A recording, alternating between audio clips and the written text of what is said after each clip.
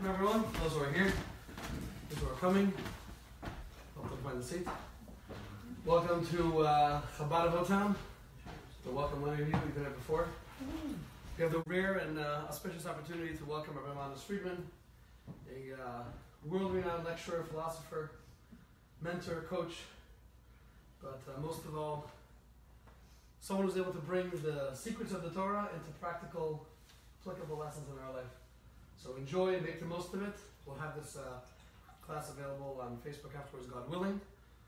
Share it with others, take something meaningful from it, and we'll have books available after for those of you who want to make that part of your library. If you don't have a library, start one. Without further ado, Rabbi Friedman.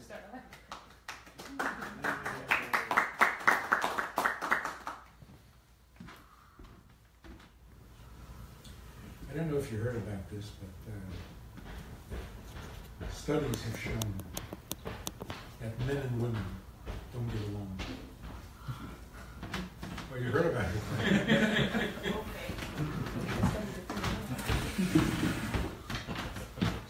Double-blind tests. Beyond the shadow of a doubt that men and women are not good for each other. Which means, literally, and this is pretty shocking, a man without a woman in his life is healthier. And a woman without a man in her life is a healthier woman. That's literally true. So to try, for men and women to try to get along, and for a man to have a woman in his life, and for a woman to have a man in her life, is literally self-sacrifice. You're sacrificing your health, your well-being, your sanity. And that's why God invented marriage. Because you see, marriage is like a magical transformation where the man becomes a husband, or should, and the woman becomes a wife. So man and woman are better off without each other. But husband and wife can't exist without each other. You're a healthier man if there's no woman in your life. But you're not a better husband if you don't have a wife. See, that doesn't work. So all of a sudden, these two people who could not get along because of marriage become inseparable. That's the magic of marriage.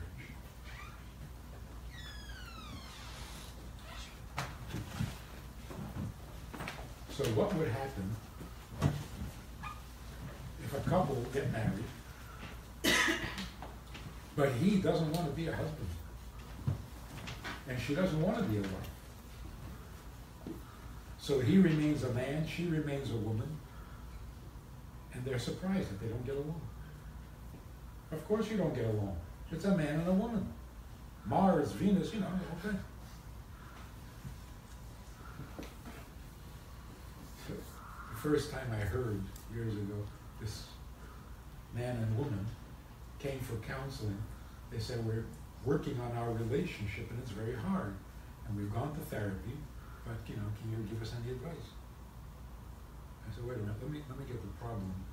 Let me get this clear in my head. You don't really like each other. So you're having a hard time getting along. And you went to therapy? Why? I mean, if two guys don't get along, they go for therapy? I don't like you anymore, so get out of my life. What are you going to therapy for? And besides, if a man and a woman aren't getting along, they don't need therapy. That's normal. They're healthy. If you see a man and a woman who do get along, something's not right. They need therapy. Either one or both. So the problem, one of the big problems in marriage today, we're talking about three problems in marriage. The first problem is the man doesn't become a husband and the woman doesn't become a wife. For a very simple and obvious reason. There's no glamour in it. There's no glamour in being a wife. Wives are desperate. There's no glamour in being husbands. Husbands are nerds, wimps, the butt of all the jokes. So who wants to be a husband? Not today's society. And who wants to be a wife? Like, for example, when married women, wives, go out for an evening, what do they call it? Girls' night? A girls' night out? Not a wives' night out. What kind of fun is that? Not even a women's night out. It's not so much fun either. They got to go back to being girls in order to have some fun. That's pretty sad. So the first problem with marriage is that it does not produce husbands and wives. Give me a quick example. This wife drags her husband off to a therapist, to a counselor, because she's very unhappy. And she tells the therapist, every time we go out in public, he's flirting with the women. So the therapist explains to her that she's really overreacting. When he flirts with women, it doesn't mean that he doesn't love her anymore, or that he's about to divorce her. It's nothing but, it has nothing, it's no reflection on their marriage. It's a man thing. When a man is in front of a bunch of women, he can't help it. He likes to show off. You know, it's like the peacock syndrome. So she goes home feeling rather foolish that she made a big deal out of nothing. Right? But by the time she gets home, she realizes, whoa, wait a minute. What kind of answer was that? It's exactly what the problem is. It's a man thing. Men need to show off in front of women. Husbands don't.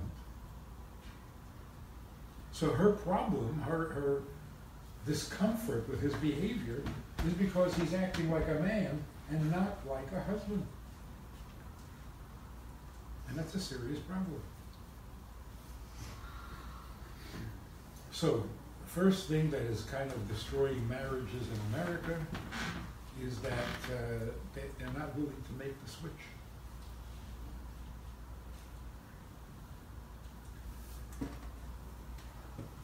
Just a little off the subject for a moment.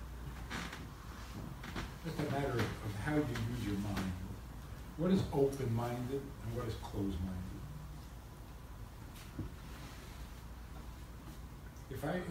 If I'm an explorer and I'm the first person to come back to America from Australia,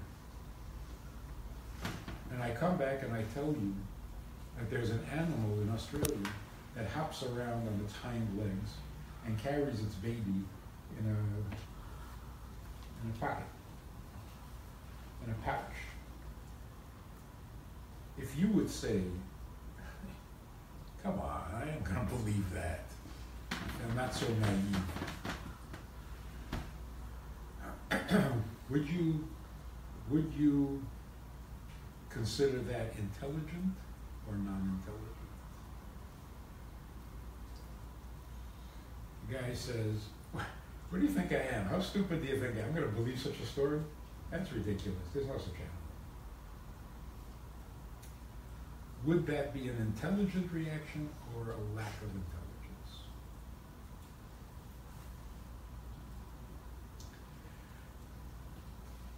Anytime you hear something you've never heard before, it's completely off the chart. What intelligent reason do you have for objecting? So imagine, I'm the explorer, and I come and I tell you that there's a kangaroo in Australia, and you say, oh, come on, I never heard of such a thing. I say, oh, yeah, I'm an explorer. The job of an explorer is to find things that nobody else ever heard of before. So for you to say, oh, no, I never saw such a thing. I never heard of that. Oh, come on. That's why explorers get the big bucks. to come back and tell you things you never heard before. So what kind of an objection is that? On the contrary, you should be excited that you just learned something new. Isn't that intelligent? So when you hear something that you never heard before, it's completely off your radar, should you accept it unless proven wrong? Or should you reject it unless proven right? What's a more intelligent approach?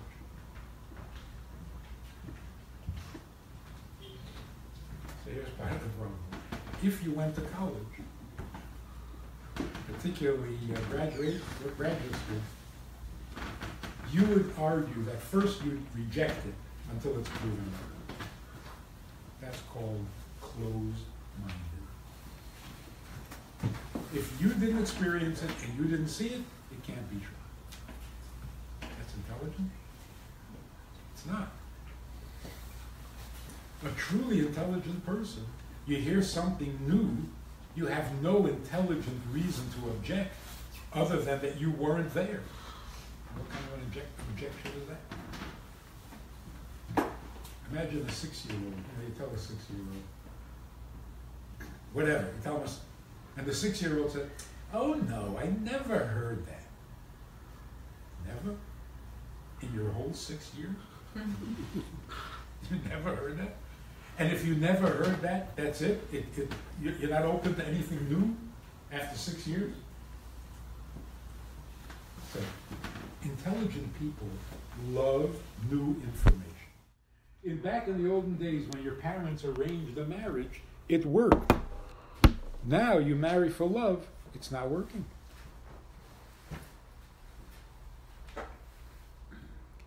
We hate to admit that, but it's true. So here's how it works. If I say, I love you for your money, everybody would object. You love me for my money? That's not real love. Actually, it is. It's real love for your money. I never claimed otherwise. You only love me for my money.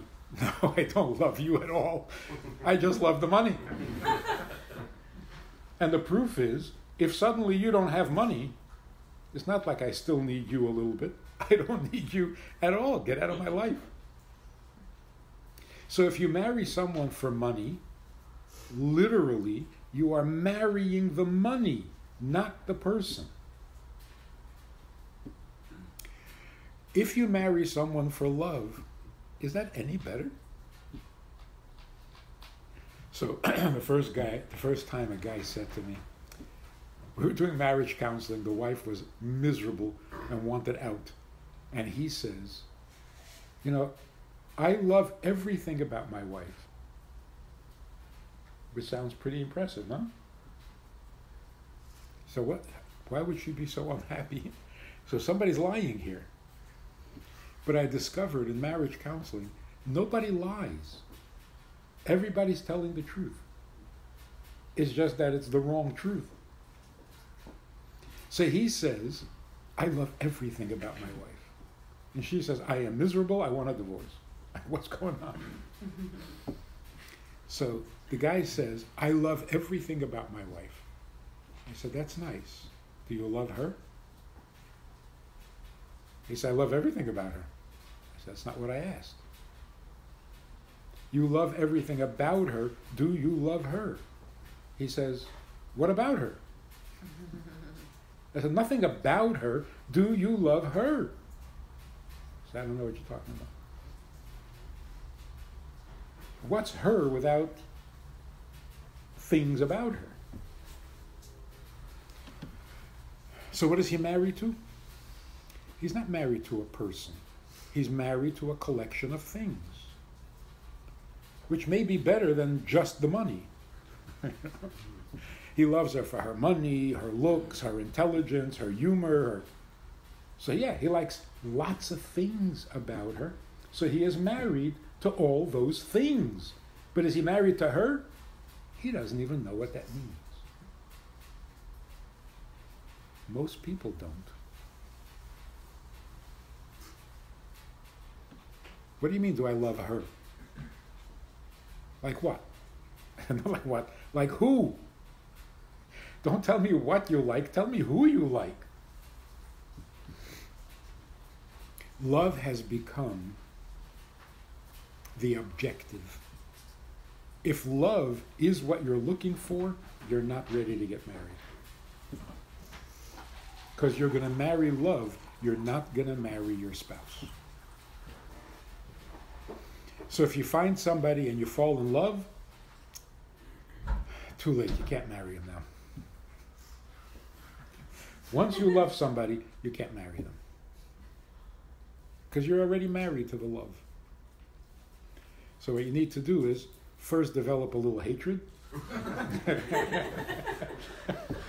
And don't go for therapy, then marry her. But for real, if you're looking for love, go back to your mother. Where do you get love from? From a mother. If you're really looking for love, go back to your mother. It's juvenile.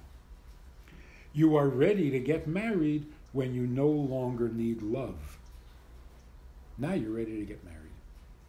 To a person, not to a thing. So if love is your thing, you're going to marry love. And again, the proof is, ask most couples who got divorced, what happened? Love They fell out of love. So if I don't love you, what are you doing in my house? All I wanted was the love, not you. So without the love, now look at how ugly this is. I mean, it really is ugly.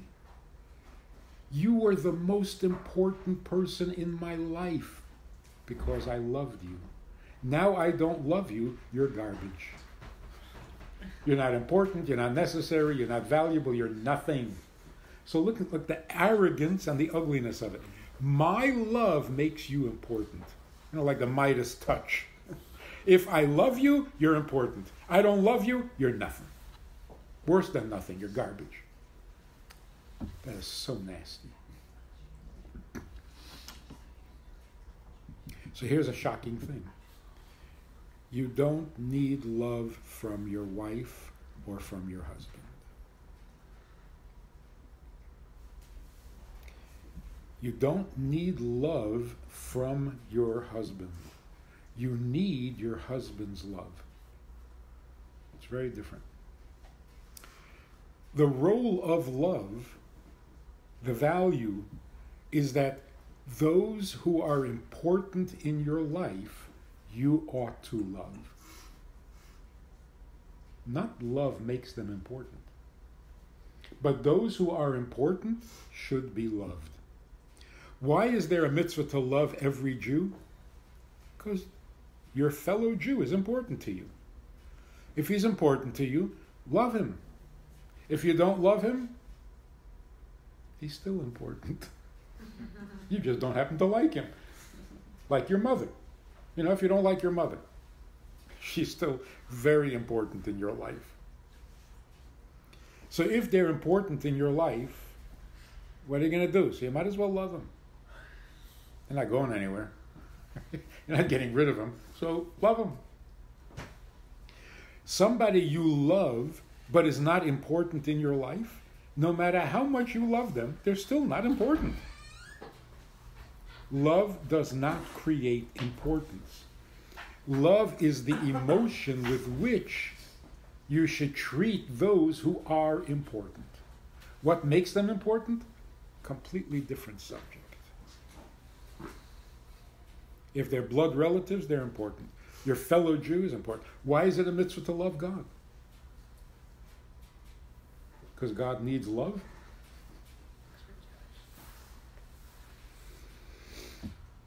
Oh, so no mother ever said to her children, "You don't love me? That's okay. You're not the only children in the world.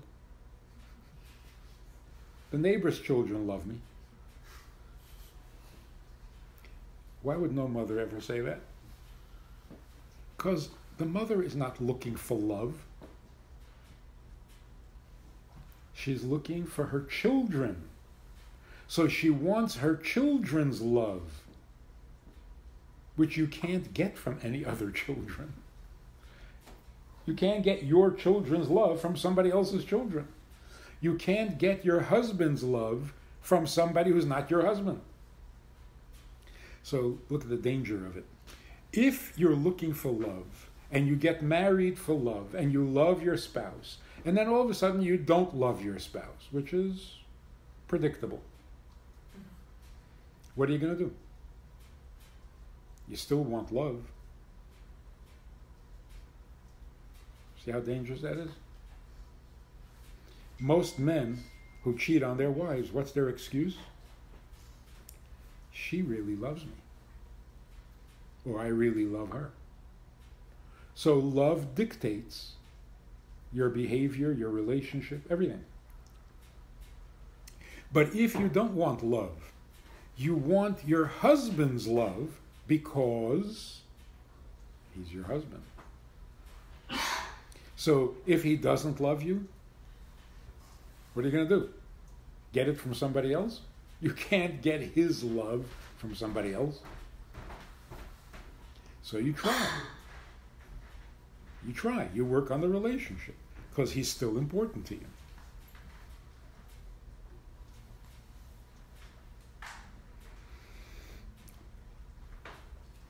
That's why instead of saying, I love you, which everybody says 12 times a day, I love you, love you, love you, I said it first. It's not a nice. Those greeting cards in America, they're not nice. First of all, if a husband finally gets up the courage to say to his wife, I love you, the worst thing the wife can do is to say, I love you. No, it's the worst thing. Because he finally got up the courage to express himself and say something about himself. I love you. And what does the wife say? No, I love you. In other words, okay, enough about you. Now let's talk about me. So that's it. He gets 3 words and she changes the subject. If a man says, I love you, he's trying to describe himself. Stay on topic. Don't change the subject to you. So what should you say if your husband says, I love you?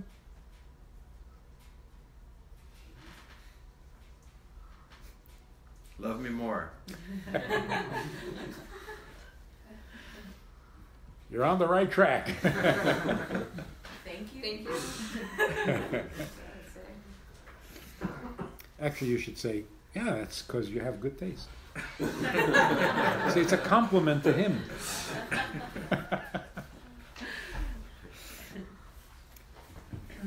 Instead of saying, I love you, which is really a nasty sentence. It really is. First of all, any sentence that begins with I is a nasty sentence. It's like, I love you. I am the most important subject in this sentence. Love is the second most important, and you are the last. Which sounds like I gotta be me. I mean, come on, this is me. I got me. I gotta be me. And love, I gotta have love. You, watch it. Because if I don't love you, I'll love somebody else. You're replaceable. But I gotta be me, and I gotta have love. It's a nasty sentence. It's almost like a threat. I love you, so behave yourself. It really is. Instead, you should say, you I love. I'm not looking for love, but you?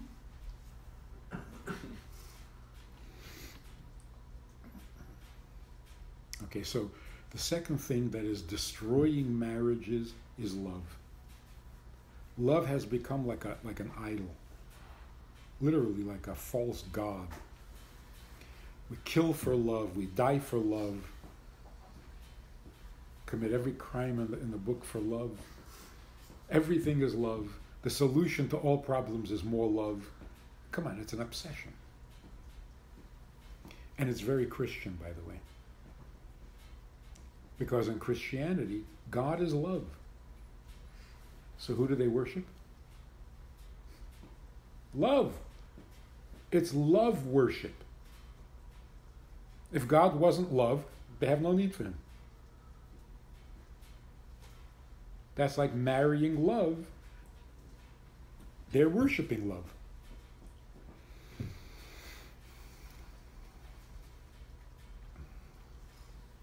Some people worship power. They're dangerous. They worship God because he's powerful. So what are they really worshiping? Power. That's scary stuff. At any rate, love is the appropriate emotion in a relationship with someone important. So we have to convince our children from a very young age that the dog they love is not as important as the brother they hate. No? Because they much prefer the dog. You know, if your brother and your dog were drowning, who would you save? My dog. Why? I love my dog. You see how corrupt that is?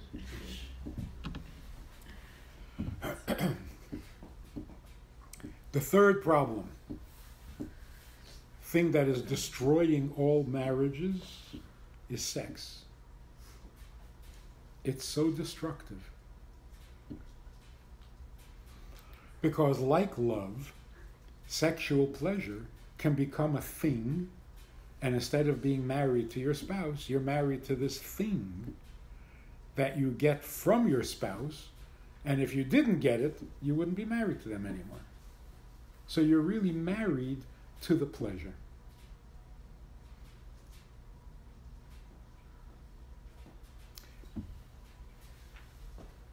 When a married couple who are happily married, functional, everything's good, but in a moment of honesty,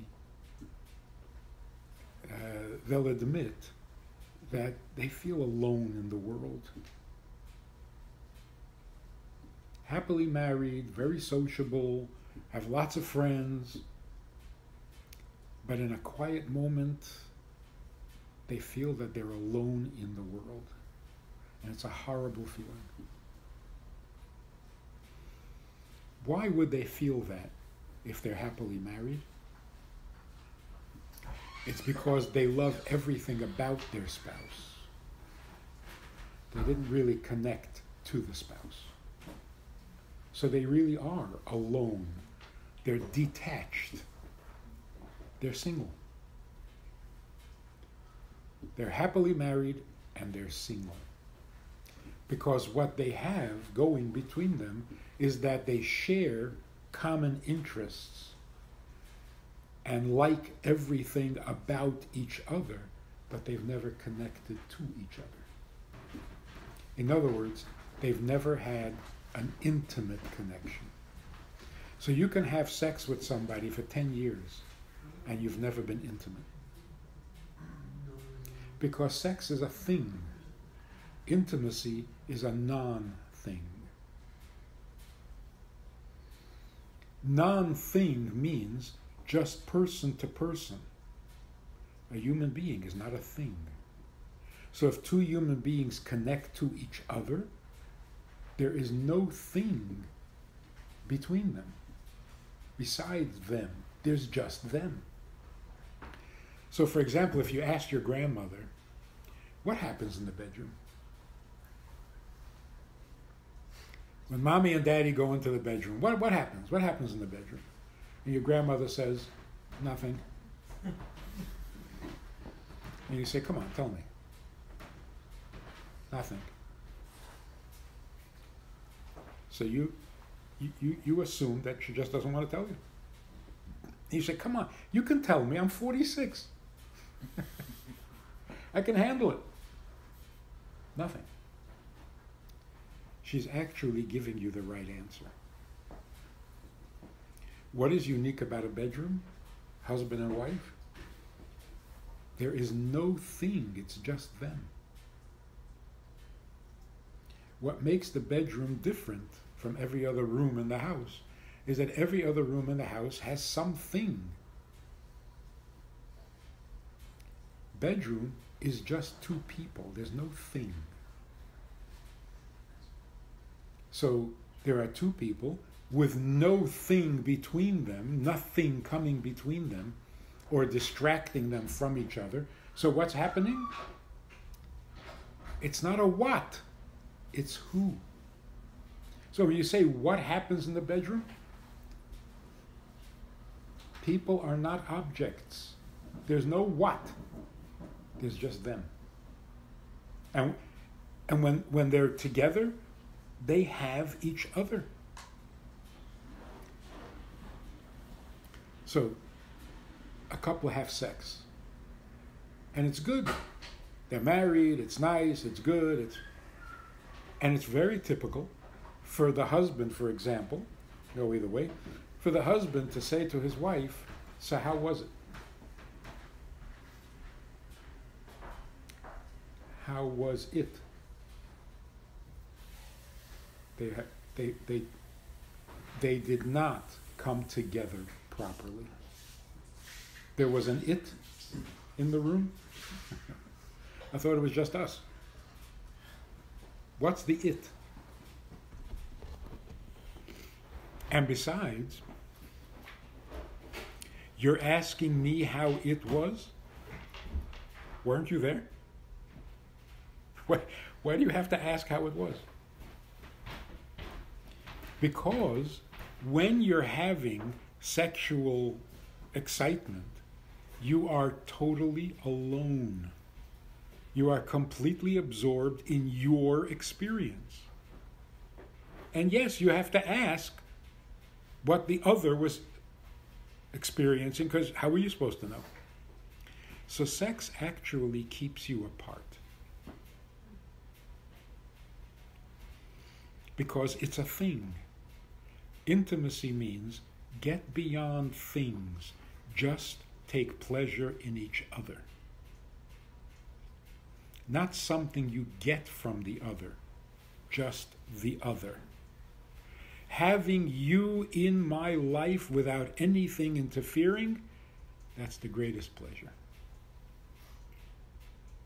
So intimacy means the ability to get beyond all things and just connect to a person. It's very hard to even understand what that means today because we're so materialistic, which means that our relationships have become pornographic. What is pornography? Pornography is separating sex from the person with whom you're having sex, or objectifying the person. The person becomes an object.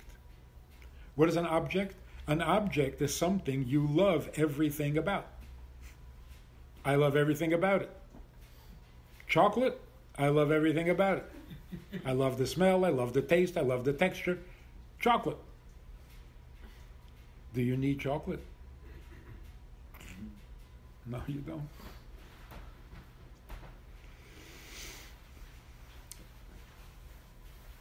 When sex is not intimate, it's destructive. Because here's the rule for good relationships.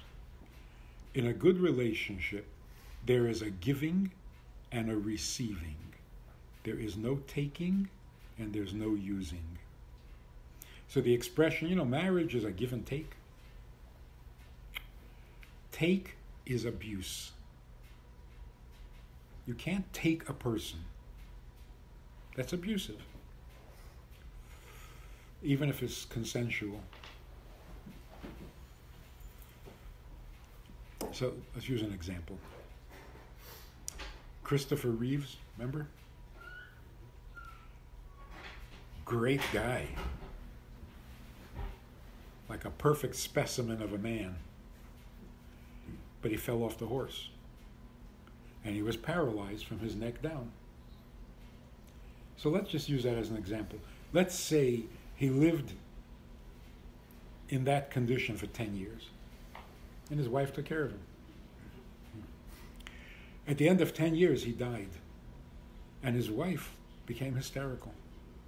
She's crying, she's grieving, she's carrying on. Imagine saying to her, what are you doing? What are you upset about? For the last 10 years, what did he do for you? Nothing. For the last 10 years, what were you getting from him?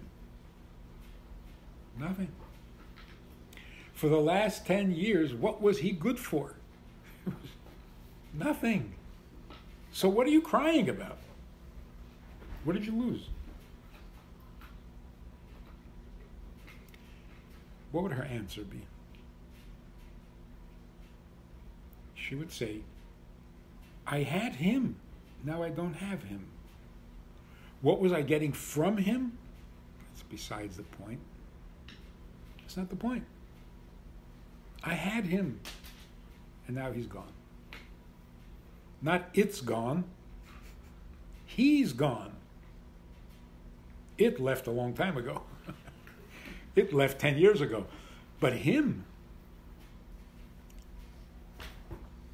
So, if when husband and wife are being intimate, they really get past all things, past the love, past the sexual pleasure, past the performance of it, and they just are thrilled to have each other, which is a great pleasure, that bonds them to where they will never feel alone in the world, even if they are separated by an ocean.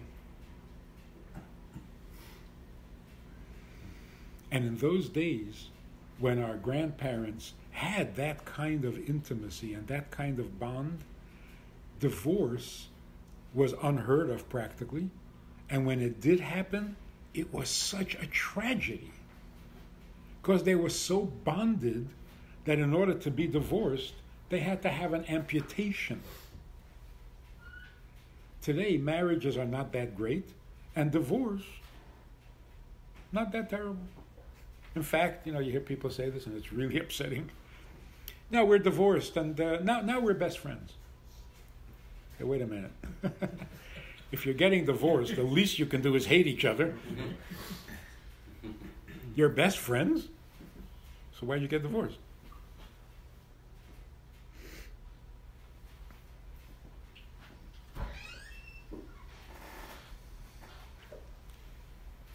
So here's the bumper sticker. Nothing you get from your wife is more important than your wife. Doesn't that make sense? Nothing you get from your husband or nothing about your husband is more important than your husband. So an intimate relationship is basically a human relationship.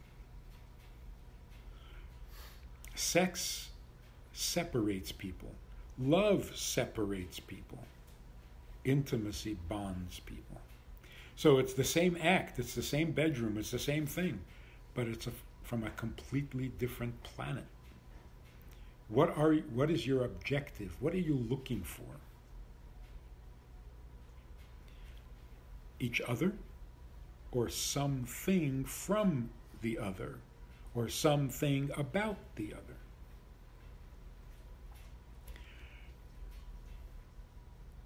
A perfectly good marriage can suddenly go into crisis because of a magazine cover.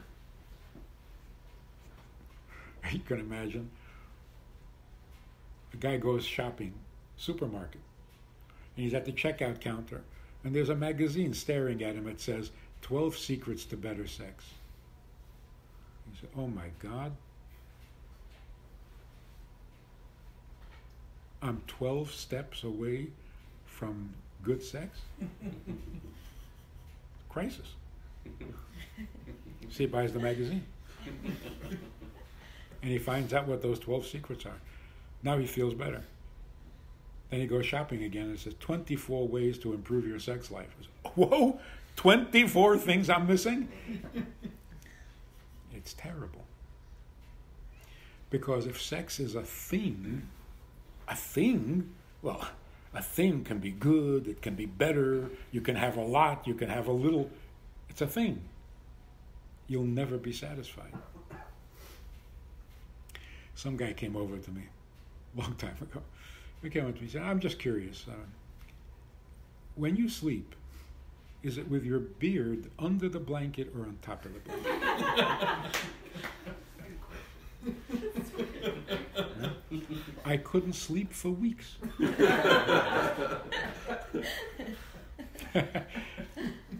I suddenly became so conscious of like, you try it one way and it's like, I don't know. Try it the other way, like, oh, I don't know. When you make someone self-conscious about something, it's disturbing. So you want to ruin a perfectly good marriage? Very easy. You're sitting with a married guy and you say to him, so, your wife really loves you? Yeah? What? Why? No? Maybe not? That's it. You've killed him. Now he comes home and his wife doesn't say hello. Uh-huh. Grounds for divorce. Or you come to a woman and you say, so are you getting pretty good sex? Or that's it, you've killed her. Yeah, I think so. Yeah, but then she sees that magazine, 12 Secrets. No, I guess not. It's horrible. So in the olden days, our grandparents or great-grandparents, they didn't have things. They just had each other. It was sad. There were no things in life. What did you have? Holes in your shoes? They didn't have things. Life wasn't about things. It wasn't about what, it was about who. Who is your father? Who is your mother? Who is your rabbi? Who is your community? Who? Everything was who. What? I don't have any what. I don't have food, I don't have a house, I don't have clothes. What? But we had each other. Today, we're so materialistic that even people have become a what. What's so great about your wife? What's great about my wife? That's such a poisonous question. It's toxic. So intimacy means this godly talent that we have. It really is. It's superhuman. To go beyond all things and be able to connect just to this person. I just want to have you.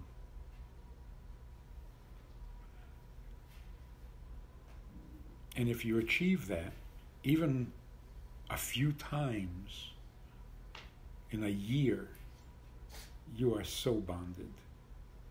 You will not feel alone ever.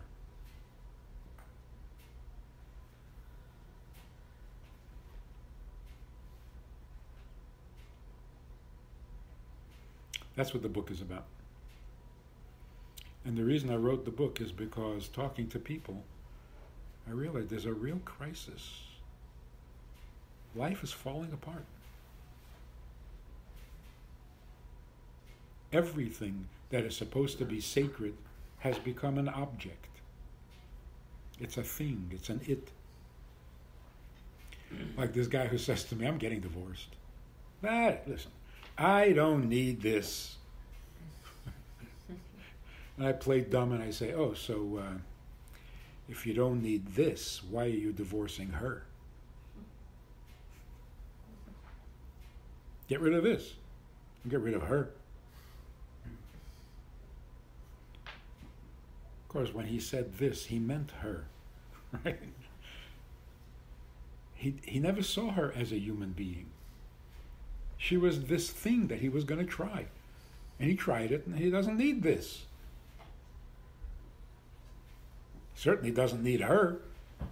He never connected to her. That's very painful. And in that kind of a relationship, even before he decides to divorce her, it wouldn't be surprising if she felt all alone in the world. Because she was. She was all alone in the world. So here's the good news. The Torah says, when God created Adam and Eve, God said, therefore, should a man leave his mother and father, cleave to his wife, and become one. It's an amazing statement. The more you think about it, the more insight. Leave your mother and father and cleave to your wife. So first, that tells us, make peace with your mother and father. Don't bring your fight with your parents into the marriage. So if you want to cleave to your wife and become one, leave your mother and father. Don't bring that conflict with you. If you're still attached to your father, you're not ready to get married. Right? You're married to your father. But another very important thing. If you have a mother to whom you're very attached, and you have a father to whom you're very attached, God says, leave them and cleave to your wife, and you'll become one. What's wrong with being one with my father? What's wrong with being one with my mother? So God is saying, you will remain alone in the world no matter how good your relationship is with your mother and with your father. You're still alone. The only time you stop being alone is when you cleave to your wife. I think the reason is you love your father, you love your mother, but you're not the only one for your father or for your mother, because they have each other. So no matter how much they love you, no matter how close you are, you're not the only one. In a marriage, the relationship is exclusive. You are the only one. And now you're not alone anymore. Which tells us that the relationship with your spouse is deeper and stronger than your relationship with your parents.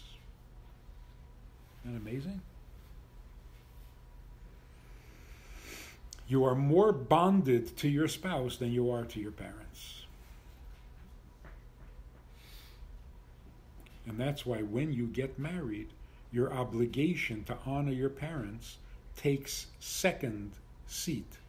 Your marriage comes first. Because you're more related to your spouse than you are to your father. It's an amazing...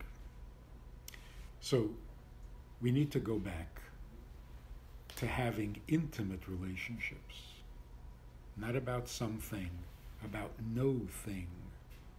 So the bedroom has to become a no-thing zone. And when you're getting married, you're not looking for love, you're not looking for security, you're looking for someone to be in your life beside yourself. And that is a divine instinct, because God created the world not to have something, but to have someone.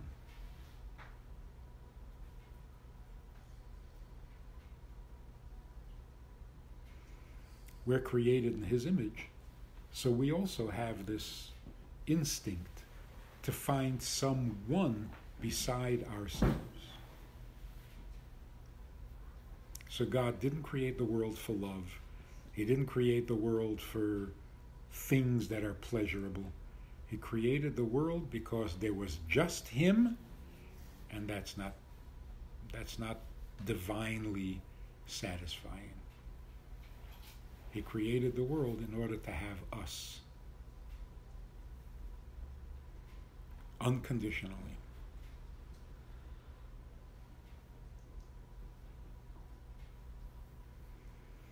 And that's reflected in our marriages.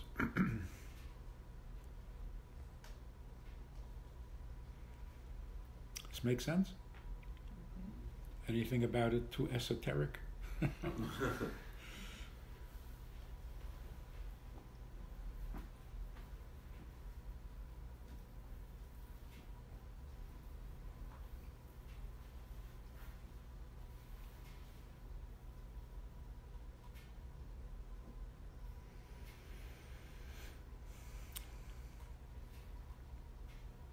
To be married, you have to be perfect.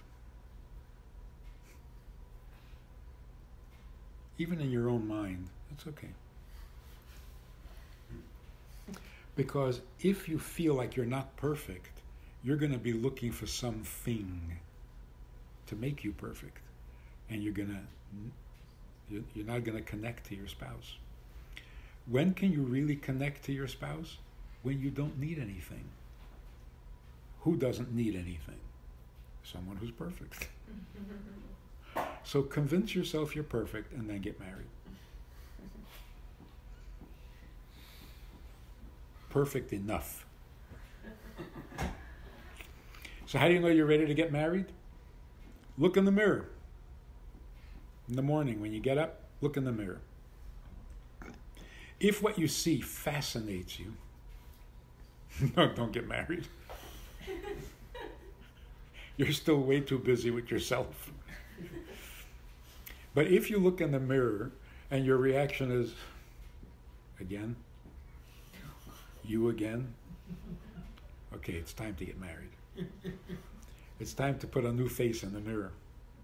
In other words, when you're done perfecting yourself, either because you are perfect or because you just don't want to be any more perfect, that's when you get married.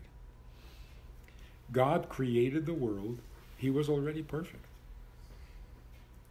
So if you were to ask, what did he create the world for? Oh, that's a trick question. He didn't create the world for what? Because he was perfect. There was nothing missing. And yet he created the world? Not for something. He created the world for nothing. That's good news. He created the world for someone, not for something. This world is God's bedroom.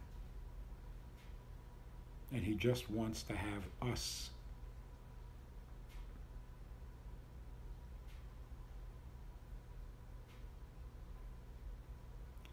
So people say, but if he's perfect, why would he want us? The only time you can want someone is if you're perfect. Because if you're not perfect, you still want something. Is this making sense? Or? So when you propose, guy asks a girl to marry him, he should say, will you please marry me? I'm good for nothing. Or I'm good at nothing. I'm good at nothing, so we will really bond with each other. If you say, please marry me, and the girl says, what are you good for? Never mind. I'm looking for intimacy, not for efficiency.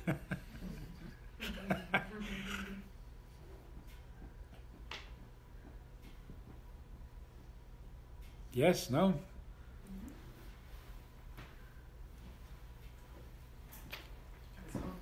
Any questions, any comments?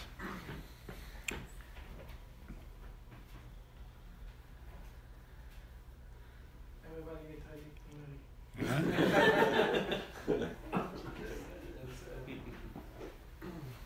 So here's what... You missed you? No, I did the first.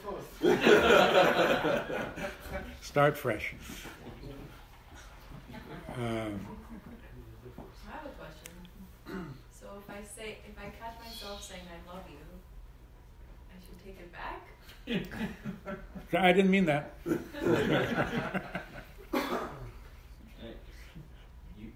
forgot you have to say reverse. You, I love you. But once you're married, everything about the person becomes important. But because of the person. Your love, yes. Your attention, yes. Your opinion of me, yes. Otherwise, why would I care?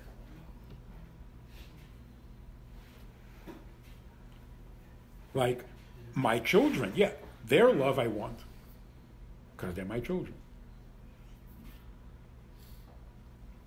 So here's one other thing. That's actually the flip side. If you're not marrying for love, what are you marrying for? So here's another rule, whether you're married or getting married. You marry only because you're in love with marriage. Otherwise, don't get married. This idea, I love you, you love me, okay, so we'll get married. What is that craziness? Two people love each other, that's not good enough? What do they have to get married for? I know a lot of people are agreeing with that. But really, why does love lead to marriage? What's the connection?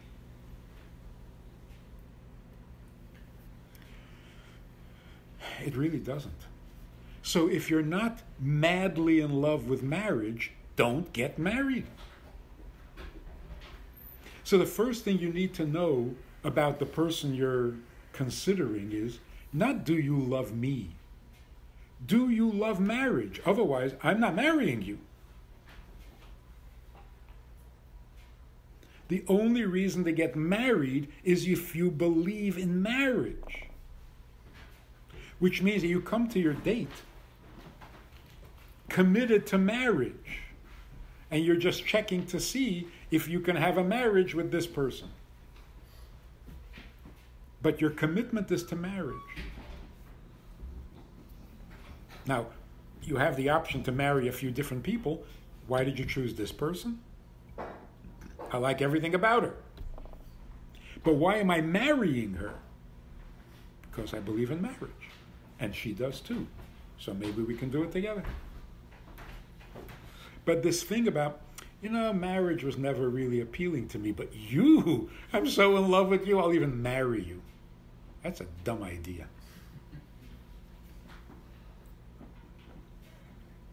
If you're not in love with marriage, don't marry.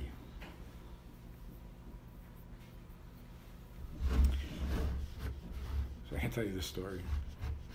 I came to Minnesota a year after we were married. I was very idealistic. I was going to teach and I was going to, promote Judaism. I was really idealistic. And I come to Minnesota and I get a phone call.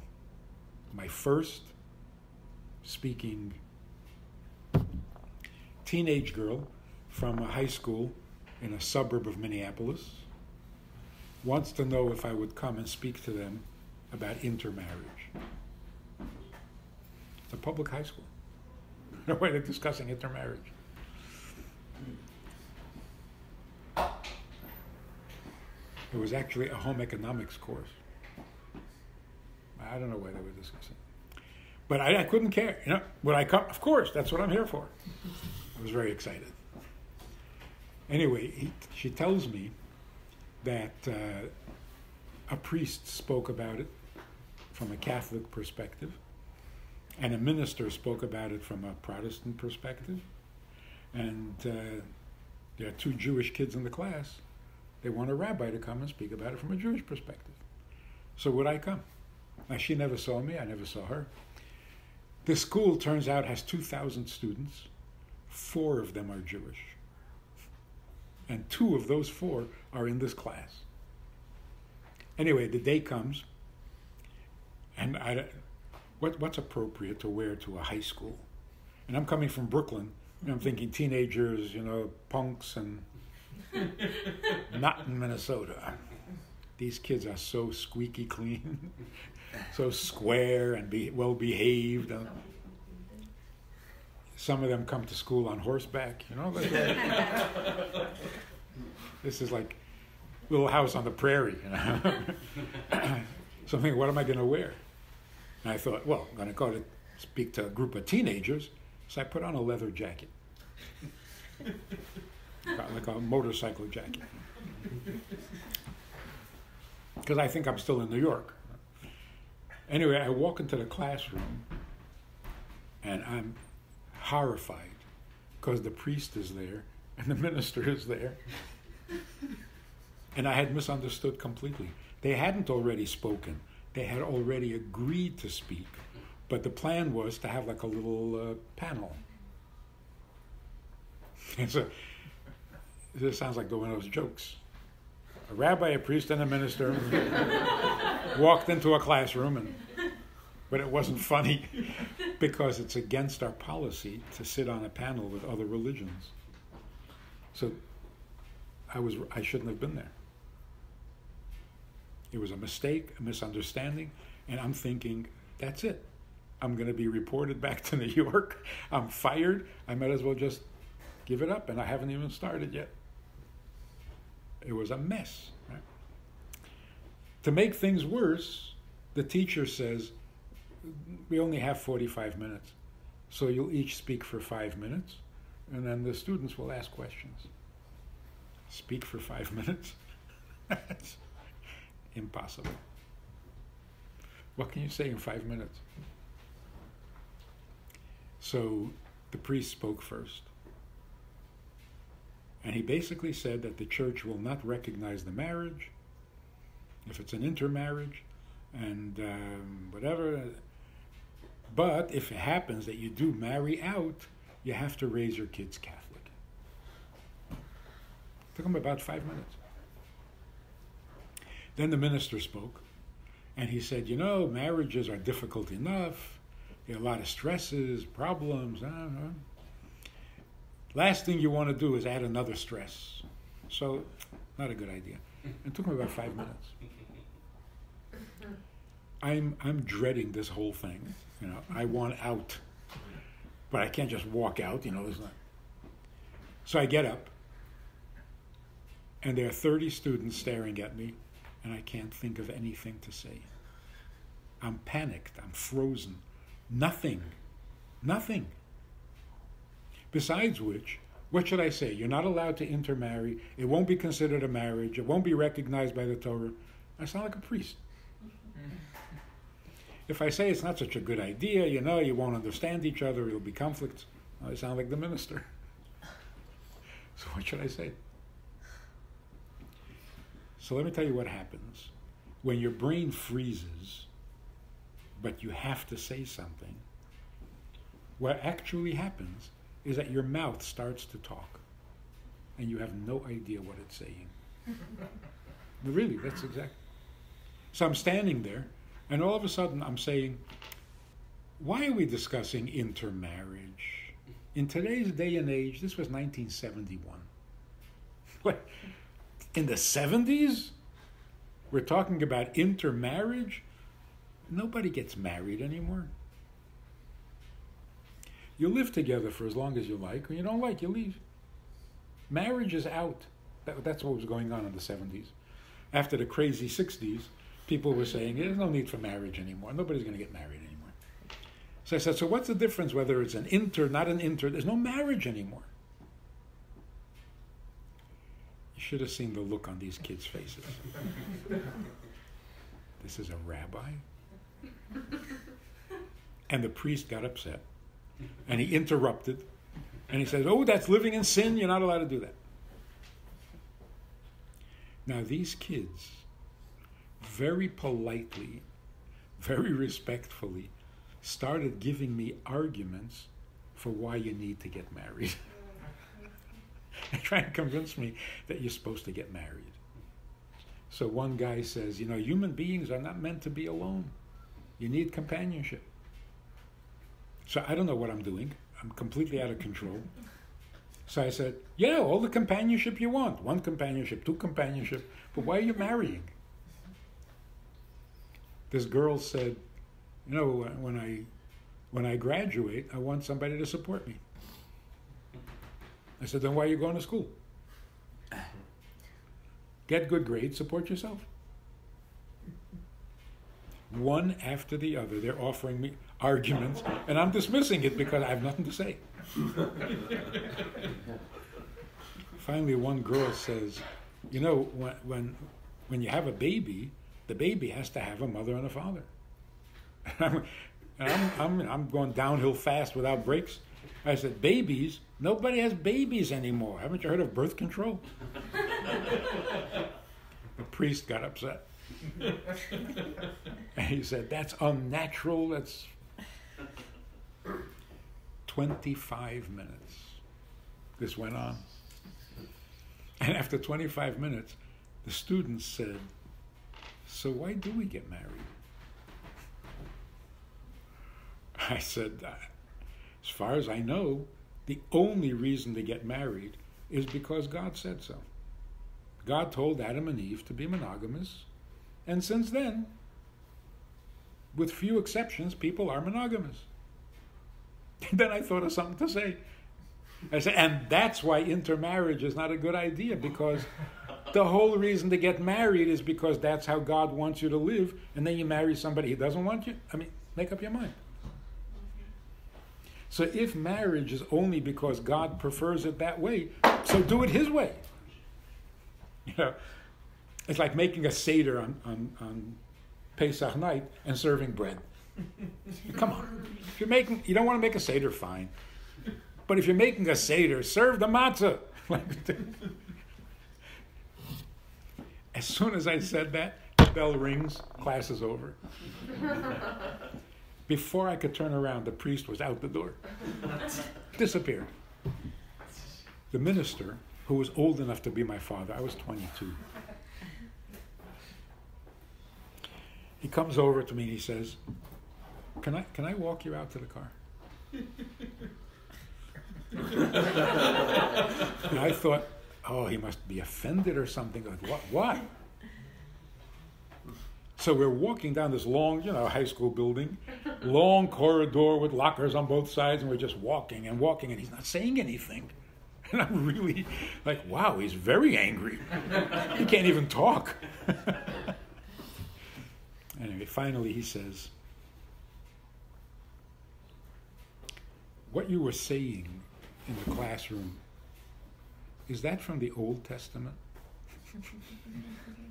So I kept a straight face and I said, it's the only one I've read. And listen to this. He says, we spend much too much time on the New Testament. So, wow. And this is 1972. Since then, I've discovered that Christians are in crisis. They're totally disillusioned with their priests and with their ministers and they're desperately looking for another approach to God. And I think part of the reason is their image of God is not intimate. God is love. That's a thing. So along the same idea, maybe this will clarify it a little bit. I met this pastor. We did a movie together. And the first thing he said to me was, so do you believe in Jesus or not? And it wasn't confrontational. He was just very straight, Minnesota nice. And he says, so, let's get one thing clear. So you believe in him or not? And I said, I don't really know. But I'm looking for a God that I can serve, not a God who's going to serve me. The guy started to cry. He says, I never thought of that. What is the promise of Christianity? That God will save you. So I don't want a God who's going to be my valet. I want a God who I can serve. So why would I be interested in?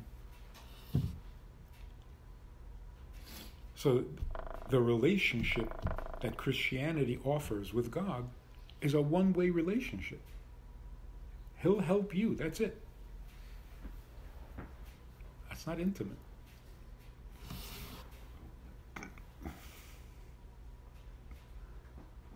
So here are a couple of expressions that you should never use again. First of all, don't say I love you. Say you I love. Number 2, marriage is not a give and take. If you take, you're abusive. You use a person, use is abuse. You use things, you don't use people. Even for the best purposes, you don't use people. Like, for example, I will help you, I will give you charity if you're hungry, I will take care of you if you're in trouble, because that'll get me to heaven. That's abuse. I am using you to get to heaven. That's abuse. You don't use people, not even for the most seemingly idealistic purposes. Number 3, there's no making love. That is such a disgusting... Make love? You make love? Love is a feeling. So I know it started in the 60s. Make love, not war. But it's a ridiculous expression. And another thing. Why don't you just say, let's have sex? Don't make love, just have sex. Because that's what you're doing. No, because sex is disgusting. What do you think, I am an animal? I'm not asking you for sex. I love you. Oh, well. Now you've prettied it up. Now it's respectable. We're not having sex, we're making love. I was reading this book, something about animals. And the guy writes, so the horses were in the middle of love making. Oh, horses make love too? That's what's wrong with the Lion King. That love song. Lions don't fall in love. Please, do me a favor. They eat their own kids. Anyway, so...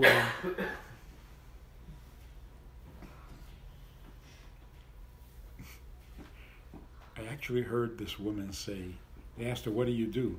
She says, I'm a stay-home mom for my dog. How lonely are people? She's a stay-home mom for her dog? You're desperate. Get a life. Anyway, so what is the expression making love shows that you think sex is dirty. So you can't just say, I'm having sex. You pretty it up. If you're doing it out of love, well then, Which I never understood, because if sex is disgusting and dirty, don't do it with somebody you love. Do it with somebody you hate. Why ruin love? So it shows a very negative. Intimacy doesn't need to be prettied up. When husband and wife are being intimate, they don't have to call it making love. They're being intimate. It's holier than love. Love is just a feeling. Intimacy is real. So that expression, making love, it's got to go. How was it? Got to go. There's no it. There's just us.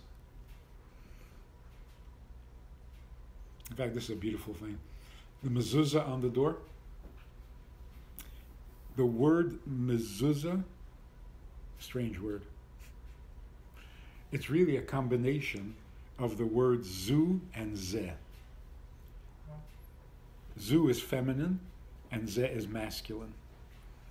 So you put a mezuzah on the door of your house, which means this is a place for him and her, not for stuff. What was that comedian's name? The guy with the stuff? George Carlin. George Carlin. I was gonna say. You know his routine? Well, I was gonna say Carrot Top, but George Carlin actually makes sense. Yeah, he makes a lot of sense. But you know his routine with the stuff? Uh-huh. He says, why do people have to have houses? What are houses for? A place for their stuff. A place to keep your stuff. And you put a lock on the door to keep your stuff safe when you go out to get more stuff. And then you got a lot of stuff, you need a bigger house. You put 2 locks on the door to protect all that stuff when you go out to get more stuff. And then you've got so much stuff you can't stand it. You need to take a break. So you take a little backpack with the fewest items, stuff that you can get away with, and you go away from your stuff. But then you got to come back to the stuff. Intimacy means you got past the stuff. It's not about stuff. Not even about beautiful stuff. It's just about us. So mezuzah means a place for zu and ze, him and her. No stuff. No things. So practically speaking, no television in the bedroom. It's a distraction. When you're being intimate, it has to be in the dark. Because if the light is on, you're going to see. What do the eyes see? Stuff. The eye can only see things. Can't see intimacy. Intimacy is invisible. So if the lights are on, you're going to be distracted. And it's not going to be intimate. Even having a desk, a computer, a telephone, it can destroy the intimacy. So the bedroom literally should be a place of no things. And intimacy should happen only when you're completely focused on each other. Not if you're angry at each other, not if you're half asleep, not if you're partially drunk. Really. How many people, by the way, how many people have never had sex sober? I wonder what the statistics are. They've never had sober sex. They're either high or they're drunk or something. I don't mean completely verschnickered out of their mind. Just a little high, just enough to ruin the intimacy because they're not quite present. That's very sad. We were sitting in class once, I have this school for women. We were talking about the laws of mikveh, that a husband and wife are allowed to be together for 2 weeks, but then after her period, they have to be separated for 2 weeks. And this woman said, "What? For 2 weeks you're separated from each other? That's half your life." She was like beside herself, like, what, crazy? After class, I was speaking to her privately. I said, so how often are you and your husband together? She says, are you kidding? Once a month if we're lucky. She works, he works, they're tired, they're not. Once a month if we're lucky. And that's tragic. Everybody talks about sex and boasts about sex and they're not having any sex. This is not good. So she's complaining 2 weeks, but you're settling for once a month? It's very sad. So, having had sex, you feel a little diminished. It's the nature of sex. You feel a slight loss of self-respect and a little loss for the person that you were with. It's just the nature of the beast. Intimacy, on the other hand, after a couple have been intimate, they feel more innocent than before. Because that place you go to, that is beyond all things, that is your most innocent self. So you really experience the purest, most innocent part of yourself. And that's why it is the holiest thing that a human being can produce. It's not a mitzvah. Usually we think, what's holy? The synagogue on Yom Kippur, Rosh Hashanah, the blowing of the shofar. Yeah, but that's not you being holy. That's the mitzvah is holy. What is it that is completely human and yet holy? Intimacy. Because it involves getting past all things to like Adam and Eve before they ate from the tree.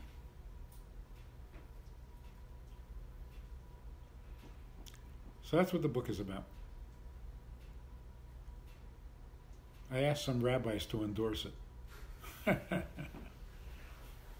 Good joke. Not allowed to talk about these things. Not allowed to talk about these things, and how should anybody know? Like somebody said, you don't need to tell me how to have sex. That's right. If you want sex, you're on your own. If you want intimacy, take my advice. Intimacy needs wisdom, it needs instruction, it even needs laws.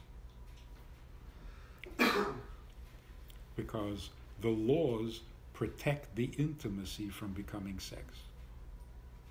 Make sense? And like Jackie Mason says, he asked these people, why does every movie have to have a sex scene?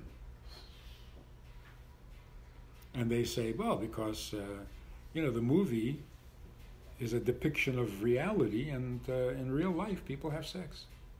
And he says to them, yeah, they also have soup. That is devastating. He said, and in fact, more people have soup than sex. Nobody says, no soup, I have a headache. So why doesn't every movie have to have a soup scene? No spoon? Huh? No spoon? No spoon. That's the other joke. Taste the soup. Unfortunately, in recent years, sex has lost its appeal. People don't want to admit it, but it's true. Even teenagers, they're bored with it. They don't want sex. Sex has become soup. Nobody's interested anymore. So the laws of marriage are there to protect the intimacy from becoming sex and the sex from becoming soup, because that's what it's become. And that's dangerous, because that's how a society becomes extinct. The Romans are gone because to them, sex became soup.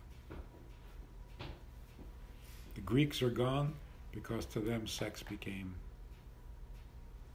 a thing. So, of course, they stopped having kids. So they're gone. I was in Italy, in Rome, a couple of years ago. I finished speaking, whatever it was. I got in a taxi to go back to the airport. And there's a street there, I don't know what it's called, the plaza or whatever. The pedestrian traffic. You know what I'm talking about? You've been there? Yeah. What's the name of that? You might know. Anyway, the people walking the streets, crossing the streets, are so heavy, cars can't move. So we're sitting there, surrounded by people, and I'm late for the airport.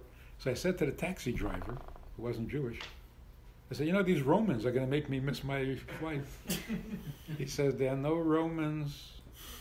The only people who are still here from those days are the Jews. These are not Romans. Romans are gone. Because they stopped having children.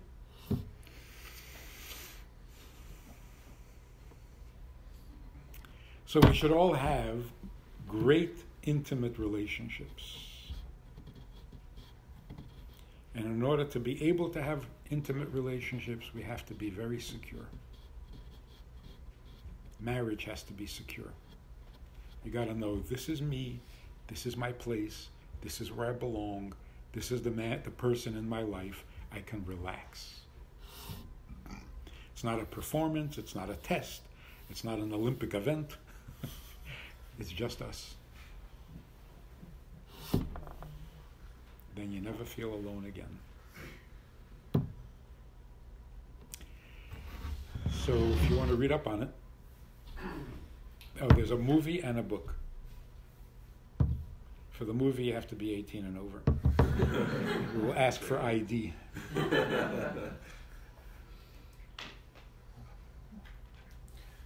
So you spoke a lot about the when to get married, the why. Can you talk more about the who and knowing who might be the right person? Good question. When you're sitting with a woman who you respect, there's a certain tension that may be exciting or it may be uncomfortable. If you're sitting with a woman and for some reason you feel really good about yourself, being a man, marry her, because she's making you feel that. So how do you know the person is the right person? If there's good chemistry. And good chemistry means not you're excited about her. Because if she's good looking and nice, everybody will be excited about her. But if she makes you feel comfortable as a man, and you make her feel comfortable as a woman, that is good chemistry. Marry her.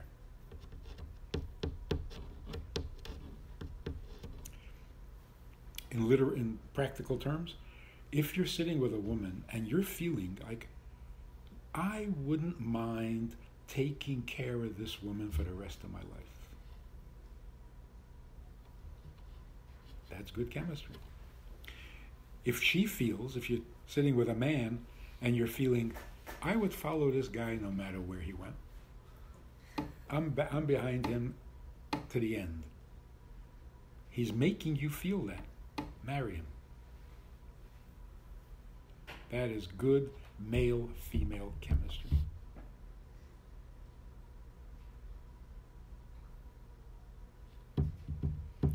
But don't reverse it.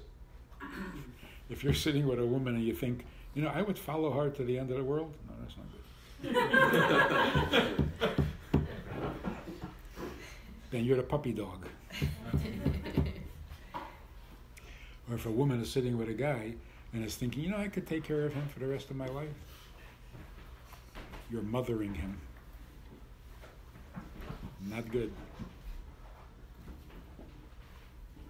Your feelings come later? Those feelings? Any feelings? Oh yeah, a lot of feelings come later.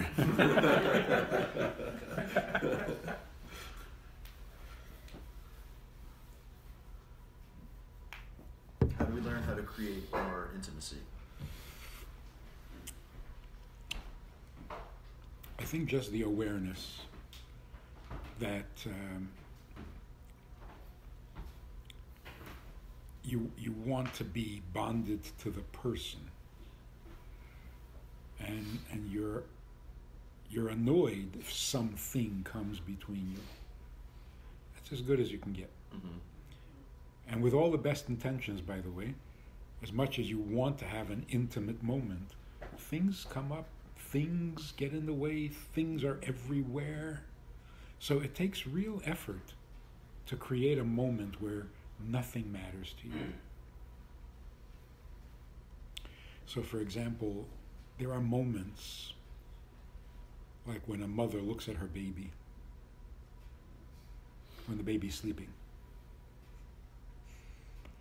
And for the moment, it feels like perfection. This is so perfect that you never want it to change. You just want to, like a still. Stop the film, hold that picture, because this is just perfect. That's what it should feel like when you're being intimate. Because there's no place else you want to be. There's nothing else you want to be doing. There's no one else you want to be with. It's just a moment of perfection. That's it. That's your home run. But if there is something on your mind, there's something that you're feeling that it's not that perfect, and it gets in the way. So imagine 2 drops of water on the table. Why are there 2 drops? Water is not supposed to be a drop, it's supposed to flow. So why do they have the shape that they have? Scientifically? Surface tension. How do you get them to flow again? Touch it. Breathe on it. Just break the tension and they will become 1 drop. There's a surface tension that keeps us apart. Just break that tension and you will become 1.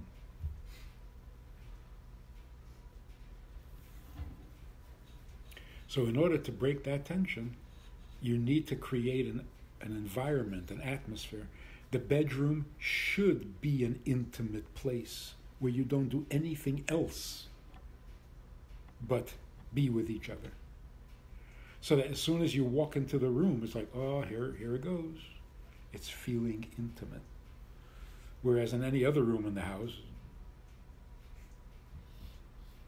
you don't have that atmosphere.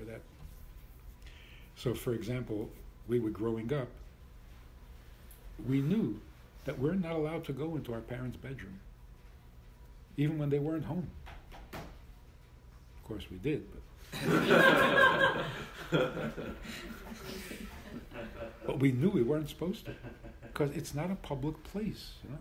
You redecorate your house and you have all your friends come over and you show them around and like, not the bedroom.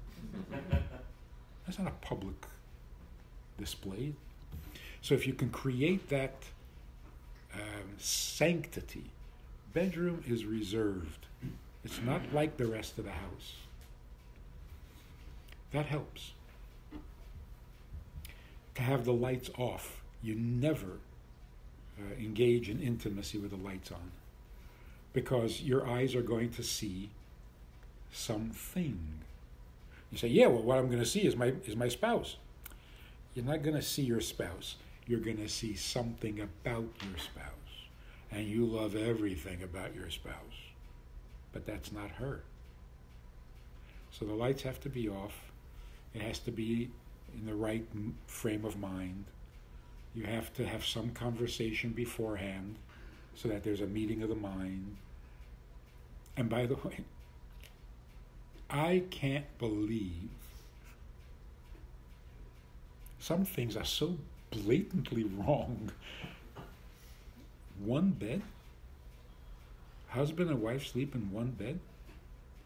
Unless that bed is room size, what the heck are you doing? What do you mean sleep in 1 bed? It's so counterintuitive. In a shul, there has to be a wall between men and women. Yeah, machitza. So somebody once asked, okay, I can understand why men shouldn't be praying in the presence of other women, but why can't husband and wife be together praying in the synagogue? They should like family pews, Little cubicles for husbands and wives. So most people say, well, God doesn't want you to be distracted even by your wife. Does that sound like God? I mean, you know God. Does that sound like him? It's like, when you're praying to me, I don't want you distracted by your wife. So wait a minute. Marriage was your idea. In fact, you arranged this marriage, because God makes all marriages. And now you're jealous? God doesn't want you praying while sitting next to your wife, because when you're sitting next to your wife, you should be talking to her. It's insulting to sit next to your wife and talk to somebody else, even if it's God. Doesn't that sound more like God? So, if it's impolite to pray when you're sitting next to your wife, how polite is it to sleep next to your wife? It's like she's right there. Yeah, just let me sleep. Really? Are you that bored already? That's not insulting? I don't know how this works. And then if you do decide to be intimate, it's because, we're here already. Might as well. I mean, can you imagine in the olden days when a king wanted to be intimate with the queen? He had to go to her room and knock on the door? Hey, come on, that's romantic. That is awesome. This is not like, yeah, fine, we're here, what the heck. No, knock on the door.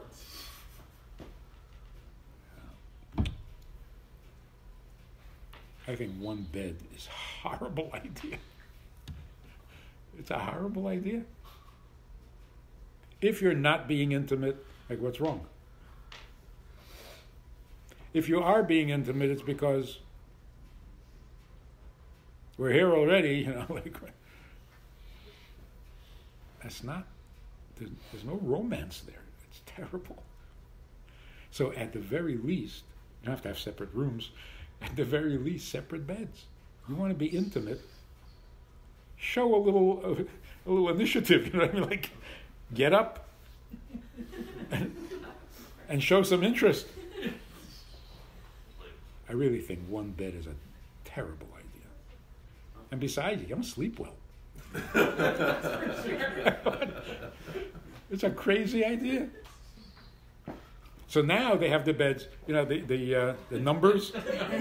You have your number, I have my number. Oh, finally, like a little separation. So there are some rules about how you achieve intimacy, not just another sexual.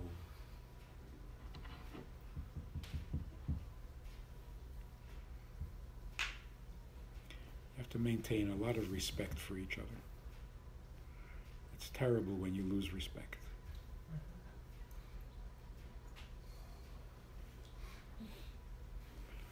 You ever see these couples who've been married like for 60 years?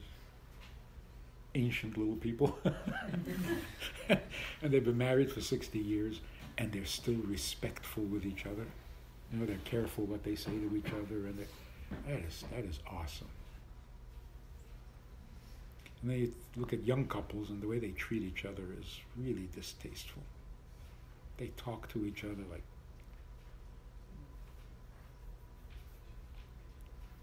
not nice. When we were growing up, we for a long time, we didn't know our mother's first name, because we wouldn't call her by her first name, and we never heard our father calling our mother, because when he wanted to talk to her, he would go to where she was. He would never call her. It's not respectful. You call a dog. You don't call your wife. And certainly not with the tone of voice that you hear people using Can you come over here? That's abusive. I mean, talk about microaggression. Any guy who uses that tone of voice, his wife is going to need a safe place.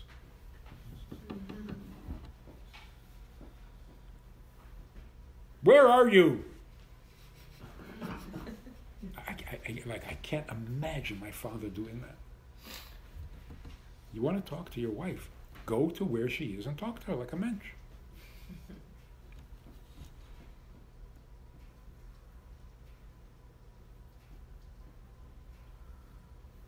That's a big part of a good marriage, the right tone. Don't talk to your wife like you talk to your kids. Don't talk to your husband like you talk to your best friend. There's a tone.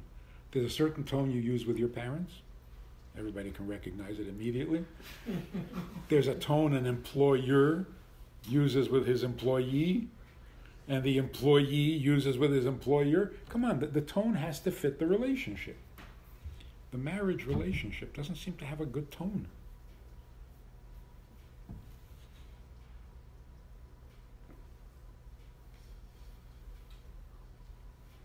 Guy sitting in his office, big office, with a window. He's a big shot in the company. And he answers the phone. And he's so professional and so polite and so respectful. And then he answers the phone rings and he answers, yeah, what? You know he's talking to his wife. What? Why are you bothering me? That's the wrong tone.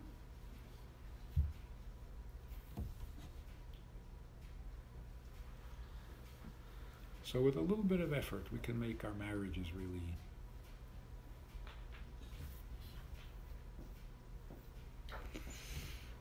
Took on mikvah in the book? Say what? Mikvah, you took on mikvah in the book at all? Yeah, there are a lot of books about mikvah. I wanted to expand the topic, the conversation to... I actually do have a question. Where do you think, you say intimacy, which it can mean so many things across so many different parts of life. Where do you think the cross-section happens with vulnerability? Yeah. I was going to write another book. And the title, I already have the title. The title is, My God is More Vulnerable Than Your God. Because intimacy involves vulnerability.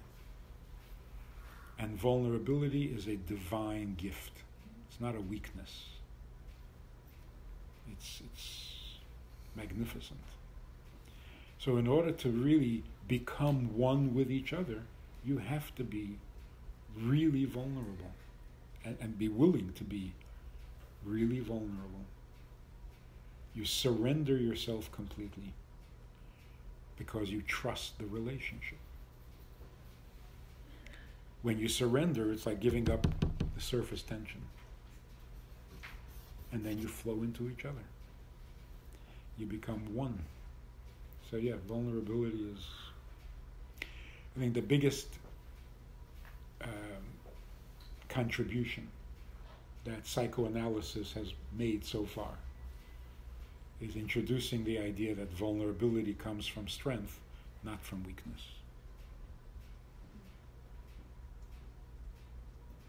That is so true.